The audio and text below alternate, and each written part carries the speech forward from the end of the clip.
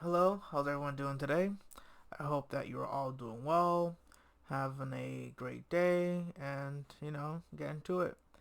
So, I just wanted to come on and make a quick video, just addressing something within my local community. I live in Massachusetts. I'm actually in the northern part of the state, pretty much right below New Hampshire. And with the winter being as cold as it is, and with changes that have been happening legislatively, I think we've all seen a drastic change in our current energy bills for this winter season. So I looked into it, and I just wanted to do some research and do some digging and find out what's the cause for an almost, 50% rate increase in utility bills, right? Um, where it comes down to, why it happened, how it happened, and what series of events have led us to now paying some of the highest energy bills ever seen in Massachusetts. So let's get into it. Um, I do have some notes here. I did do prior research, so I should be able to provide you this information pretty fluidly. So, to understand the recent spike hike in Massachusetts energy bills, I think it's very important that we start from the very beginning, right? And by that I mean not necessarily getting into what natural gas is, but at least where it comes from and how it ends up at our homes, right? So, the source of natural gas in the state of Massachusetts, it comes from natural gas wells. So a well, just like a water well, there are natural gas wells, and that's where natural gas comes from, right? So natural gas wells are drilled to extract natural gas, and they are underground reservoirs of this natural resource, right? Um, Specifically, the natural gas in Massachusetts, it comes from wells that are within Western Canada, the southern part of the United States, as well as the Atlantic Ocean, because we border the Atlantic Ocean. Canada isn't too far, and it was actually interesting to find out that a good amount of our natural gas supply does come from the southern part of the country, which makes sense because Texas and such, they do have oil drilling over there, so it does make sense. So we know now where the oil comes from, right? Where the natural gas comes from. Those three locations. So the companies or organizations that are responsible for extracting that natural gas resource and being able to transport it, there's a few of them. So to name a few, there is a company called Tourmaline. There's another called Oil. Well, the whole name is Tourmaline Oil Corp. So that's one. There's also Canadian Natural Resource Limited. The last one I have here is called Enbridge. So, Tourmaline Oil Corp, Canadian Natural Resource Limited, and Enbridge. So, those three corporations are responsible for drilling and transporting that natural gas. So, we've covered where it comes from, natural gas wells. We've covered which companies are responsible for extracting that natural gas and transporting it from from the source to where it needs to go, right? So we've covered those two facts, and that gas, after it's been extracted, the way it's transported is through a network of pipelines, right? So the way that gas gets from the the spots where these companies are drilling from are through natural gas pipelines, um, and I guess this is where all of the uh, the muck starts, right? So you see, to provide you with a more clear explanation, let's go back in time for a little bit. Um, so in 2016, the Massachusetts Supreme Judicial Court blocked a plan that was supported by the then governor, Charlie Baker, to build more natural gas pipeline. So what was happening is with the outstanding demand for gas during the winter time in the Northeast, the pipelines that are already in service were almost getting bottled down by the level of demand. The level of demand was outweighing what the pipeline network that we currently have was physically able to distribute to residents, residents like me and other Massachusetts residents, right? So that's why the then governor Charlie Baker proposed, like, hey, let's build more pipeline. That way we can further meet the increased gas demands during the winter time without having the current bottlenecks in the system of not being able to provide enough gas. And with not being able to provide enough gas, what that does in turn is it increases the price of the delivery of that gas. But let's go back for a little bit so I can kind of continue on to my explanation. So Charlie Baker had that plan, and that plan would have helped to reduce the cost of long-term pipeline contracts. That would in turn reduce winter spikes caused by pipeline limitations. So let's go real quick over this article I kind of pulled up over here. This is from masslive.com. And I just wanted to like highlight this little passage so we can kind of like further dig into what went on. So this is like a earlier article. This is from the time when Baker had proposed, hey, let's open up more pipelines. So I think this article is from 2016. So it's legit the same year that he has that proposal. So let's read this real quickly. Um, the innovative mechanism where electric utilities would buy pipeline capacity on behalf of power plants was proposed by the administration of Charlie Baker and adopted by his Department of Public Utilities last fall. It quickly met a legal challenge from the Conservative Law Foundation. On Monday and Tuesday, four Massachusetts electric utilities under Eversource and National Grid withdrew petitions for firm capacity on Access Northeast, a $3 billion pipeline plan by Spectra Energy, National Grid, and Eversource.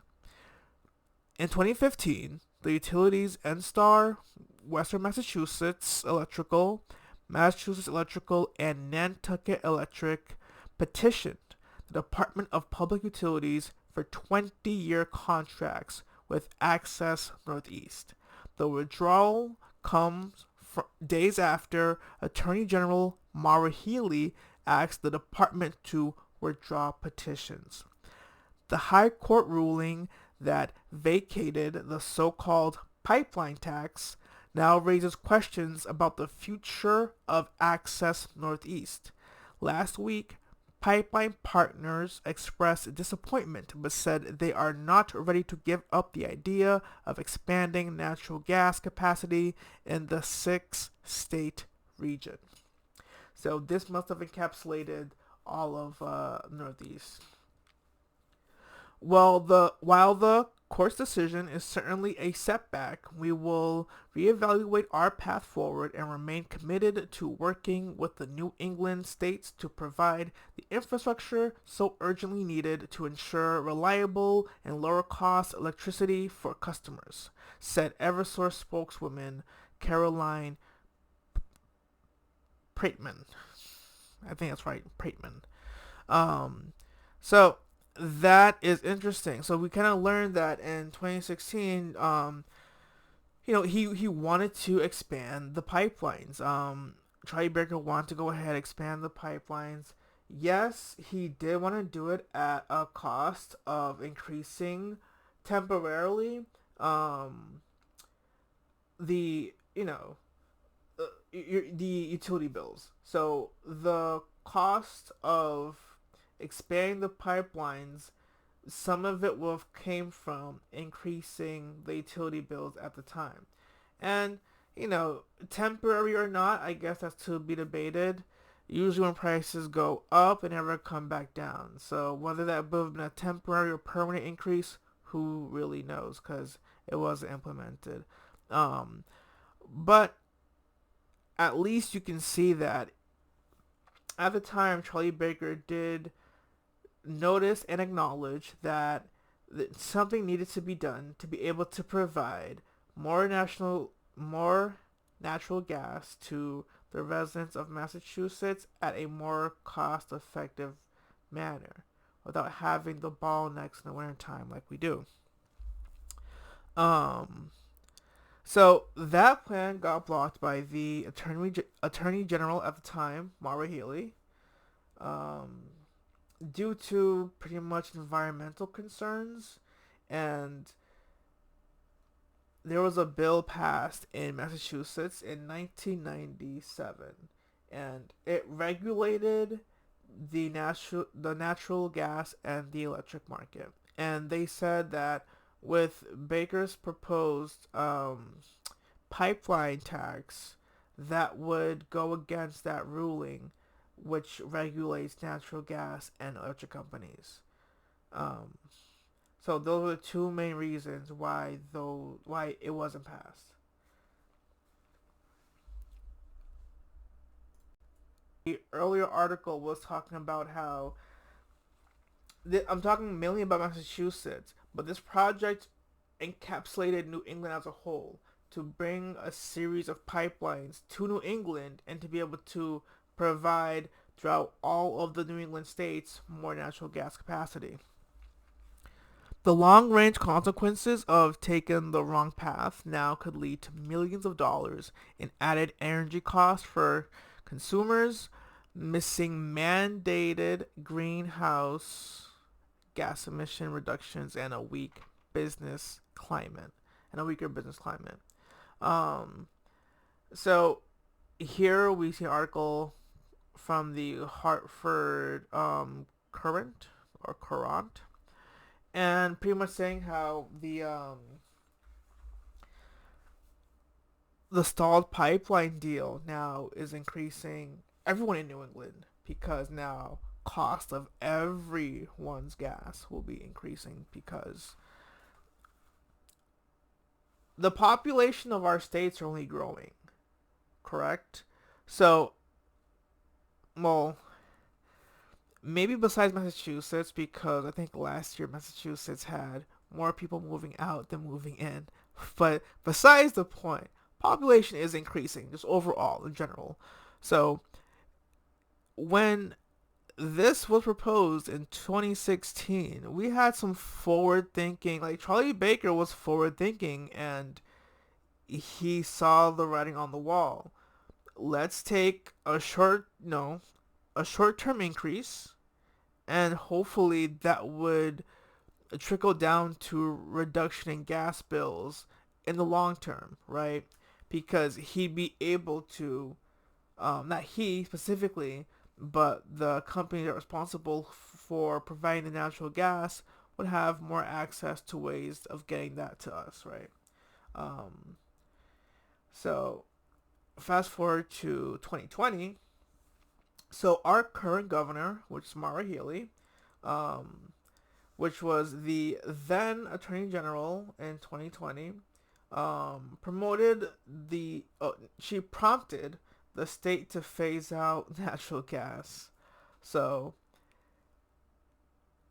2016, we're trying to get more natural gas to residents and expand the pipeline network. 2020, we're trying to phase out natural gas as a whole, right? So that was her proposal, right? She prompted the state to phase out natural gas, even though almost half of all Massachusetts households use natural gas, right? So, a little bit more fast forward into recent times. In 2022, Healy then files a document with the Department of Public Utilities saying that the agency's decision making process should be pretty much to prioritize climate goals. She wrote them in a document and told them that the initiative of the DPU should be to meet climate goals over all else, to prioritize that over all else, correct? Um, so the very next year, 2023, the DPU issued an order to discourage new investment in natural gas. So even though half of all Massachusetts households use natural gas, being thrusted into a gotta meet climate goals over everything, forget about whatever else might be affected, takes things in a dramatically wrong turn, right? If half of the households use natural gas, and you're talking about, well, we're just gonna phase out natural gas without any real sensible plan, it doesn't work. It just doesn't work. So they were ordered to pretty much, no more natural gas. Let's phase it out. The DPU says that we don't want to encourage any more investment in natural gas, right? So that brings us into today. That brings us into the ridiculous gas prices. That brings us into the ridiculous delivery fees that we're seeing on our national grid and Eversource bills. That brings us to now an almost 50% increase in Massachusetts. It's ridiculous. Absolutely ridiculous. So, utility costs have all but doubled. People who are on fixed income, I would say, are feeling it more than anyone else, right? Because, hey, if your bills go up, some of us can just say, well, I'll just work longer hours, right? Or I'll just pick up a side hustle. I'll do Airbnb. I mean, not Airbnb, but I'll do like Uber or, Uber Eats or Lyft on the side. Maybe Airbnb to get some extra income, right? So, sure, there are plenty of us who can just, make up that difference in however which way, and it wouldn't be too big of a deal, I guess. But, I mean, there are a lot of Massachusetts residents and not even fixed income. I mean, you know, that's a killer. That's a killer right there. Having almost a 50% increase on your energy bill, that's a killer, right? And a killer in a sense of it kills your monthly budget, right? If you have a budget plan and everything is calculated, your mortgage, your whether it be mortgage or rent, your insurance, your cable, your cell phone, your utilities. When you have your budget mapped out and you have a certain process and a way of doing things, and okay, I have this much coming in, this much comes out, this much goes into my savings, everything is calculated, and all of a sudden, one of your costs, one of your monthly bills goes up almost half, almost 50%. I think it increased 30%, so almost 50, right? That's a huge increase, 30%. That could blow your whole monthly budget out of whack, right? That could be what you had planned for savings that month, right? That could be maybe, oh, I have to buy medication with this money. That could cut into a lot of things. So I think this is very unfair to the residents of Massachusetts. I think that for what we pay to live here already, in terms of everything costs a lot here in this state. To have this is almost like a slap in the face. And now to have Mara Healy kind of like now campaigning to the DPU that they need to lower the costs, you know. And then the DPU comes back and they say, hey, best we can do is a 5% reduction, right? Mara Healy said she was getting so much heat from Massachusetts residents about, like, hey, we can't afford our gas bill this month. What's going on? So in a scramble, she had to reach out to the Department of Public Utilities and pretty much forcibly tell them, hey, guys, chill out on the increases. And they responded back. They said, yeah, sure, we'll chill out. We'll give you guys a 5% chill out. But, we ain't chilling out that much. so so that's where we're at. That's where we are currently at with the situation. And I think this video was important because it explains why and how, right? I've explained in the beginning how the natural gas comes here, why the network of pipelines matter, why Baker at the time wanted to expand the pipeline, and then why the Attorney General at the time, Mari Healy, said no, and then now she is the governor, and she's just, she's hard no on natural gas. So we'll see where this goes. Winter is coming to an end, so I am glad that we're all at least going to be relieved of insanely high gas bills and electric bills. Summer will be upon us. Spring and summer will be upon us soon. So, at least we'll be able to breathe a little bit better in the coming months.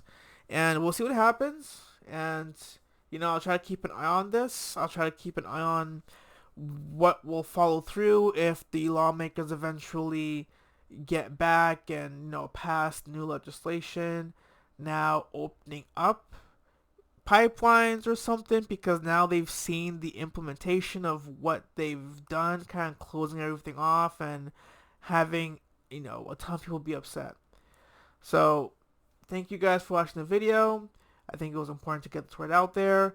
If you are Massachusetts residents, let me know how the gas bill has been affecting you. Let me know how your household has been holding up. And yeah, drop a comment in the section below. I'll follow up with another video, and alright, I'll talk to you guys soon. Take care.